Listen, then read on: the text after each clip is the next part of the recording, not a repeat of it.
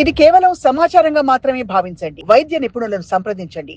తమలపాకులు ఉన్నాయి, ఎక్కడైనా దొరుకుతాయి. భారతదేశంలో ఏ మూలకెళ్ళినా దొరుకుతాయి. తమలపాకు కాడను మాత్రం తీసేయాలి. కాడలో కొన్ని విష పదార్థాలు ఉంటాయి. ఉదయం 2 తమలపాకులు, రాత్రి 2 తమలపాకులు నవిలేయండి. తమలపాకులో ఏమి వేయద్దు, దాంట్లో సున్నము వక్క లాంటివి వేయద్దు. ఒట్టి తమలపాకులే నవిలేయండి. మీకు అది రుచిగా లేదంటే కొద్దిగా సోంపు అని ఉంటుంది కదా, మనం ఆ సోంపు వేసుకోండి, తప్పులేదు. ఈ విధంగా తమలపాకులు నవలటం వల్ల కూడా షుగర్ నియంత్రణ బ్రహ్మాండంగా జరుగుతుంది.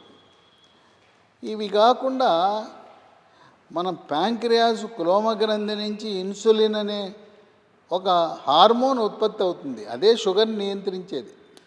ఆ ఇన్సులిన్ పేరిట ఒక మొక్క ఉంది, ఇన్సులిన్ మొక్క. ఆ ఇన్సులిన్ మొక్క మీరు మన నర్సరీలకు వెళ్ళండి. హైదరాబాదులో అయితే ప్రగతి గార్డెన్స్ అనే ఒక నర్సరీ ఉంది, పెద్దది. చిలుకూరు బాలాజీ గుడి దగ్గర ఉంది. వాళ్ళు నాణ్యమైన ఇన్సులిన్ మొక్కలు ఇస్తారు.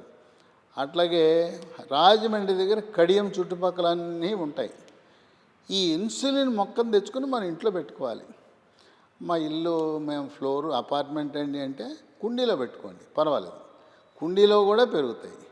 ఈ ఇన్సులిన్ మొక్కను పెంచుకుని ఉదయం 2 ఆకులు, రాత్రి 2 ఆకులు మీకున్న షుగర్ లెవెల్ని బట్టి నవలండి. నవిలితే ఇన్సులిన్ మొక్క వల్ల, ఆకులు నవలటం వల్ల ఇన్సులిన్ ఉత్పత్తి పెరిగి షుగర్ నియంత్రణలోకి వస్తుంది. వీటితో పాటు ఇంకో 2 ఆకులు చిట్కా చెప్తాను. జామాకులు ఎక్కడైనా ఉంటాయి కదా, పట్టణాల్లో అయితే కొంచెం కష్టమేమో, పల్లెటూళ్ళు ఎక్కడికి వెళ్ళినా జామాకులు ఉంటాయి. ఒక 10 జామాకులు ఒక 1/2 లీటర్ నీళ్ళల్లో మూత పెట్టి కాయండి. ఎంతవరకు కాయాలి? 1/2 లీటర్ అలా 1/4 లీటర్ నీళ్ళు అవ్వాలి. ఈ కాగేసరికి మూత పెట్టి తెల్లగా ఉండే నీళ్ళు గోధుమ రంగులో మారుతాయి. ఆకులు తీసేయండి, ఆ నీళ్లు తాగండి. ఇదే విధంగా మామిడి ఆకులు, ఓ 10 మామిడి ఆకులు 1/2 లీటర్ నీళ్ళల్లో మరగబెట్టి సగం మరిగేదాకా ఉంచి ఆ నీళ్లు తాగటం. ఇన్ని చెప్పారు కదయ్యా, అన్నీ చేయాలా అని మీకు అనుమానం రావచ్చు. అన్నీ చేయాల్సిన అవసరం లేదు. అన్నిటికంటే బ్రహ్మాండమైంది మెంతులు, వాము, నల్ల జీలకర్ర, అదొకటి.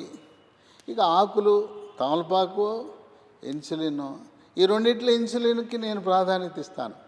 నేను చెప్పిన చిట్కాలన్నీ పాటించాల్సిన అవసరం లేదు.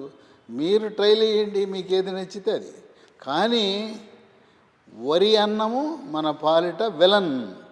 ఆ విలన్ని మానకుండా నేను చెప్పిన చిట్కాలు నిర్వీర్యమే, యుద్ధంలో ఓడిపోతాం. ఈ చిట్కాలు ఎన్ని వాడినా నువ్వు అన్నం మానకపోతే. ఇంకోటి ఏంటంటే అశుభ కార్యక్రమాలు ఎక్కువైపోయినాయి. పెళ్ళిళ్ళు, నిశ్చితార్థాలు, ఇంకా పెద్ద కర్మలు, వీటికి వెళ్ళినప్పుడు బలవంతం చేస్తారు. మనం ఏం చేయాలంటే అక్కడికి వెళ్ళండి, అక్కడ అన్నం తిన్నట్టుగా, మరి తినకుండా వస్తే ఇంకా మంచిది, కూర్చోండి, నా మాత్రంగా ఏదో ఉన్నట్టుండి వచ్చేయండి, కానీ తినద్దు. అశుభ కార్యక్రమాలలో మీ నిష్ట చెడిపోతే షుగర్ నియంత్రణ దెబ్బతినిపోతుంది. అందువల్ల ఫంక్షన్లకు వెళ్ళండి, కానీ వాళ్ళు పెట్టే అన్నం తినకుండా వస్తే మన షుగర్ నియంత్రణ బ్రహ్మాండంగా జరుగుతుంది. ఈ విధంగా పాటిస్తూ ఆనందంగా, సంతోషంగా అయితే వాళ్ళు చూసారా, మందు మానేశారు. డ్రింక్ తాగే అలవాటు ఉన్న 1/2 లీటరు, 1/4 లీటరు, క్వార్టర్లు అన్నీ మానేశారు. అది మరి ఒక గొప్ప గుణం. అన్నానికి శాశ్వతంగా గుడ్ బై చెప్పేశారు. ఎప్పుడన్నా తినాలనిపించింది అనుకోండి, brown rice, black rice, red rice, దంపుడు బియ్యం, ఉప్పుడు బియ్యంతో వండుకోండి. ఆ గోధుమల జోలికే పోవద్దు. గోధుమలే కాదు, మైదా పిండి మన పాలిట అది శాపం. అసలు మైదా కానీ మైదాతో చేసిన వస్తువులు ఎట్టి పరిస్థితుల్లో వాడకూడదు.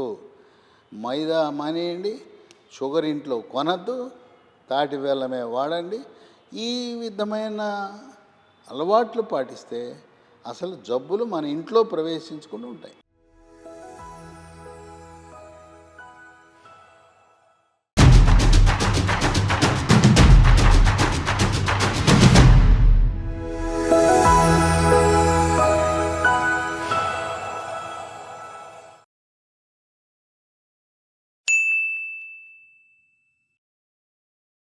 సాక్షి టీవీ ప్రసారాలను నిలిపివేయడం చట్టరీత్యా నేరం.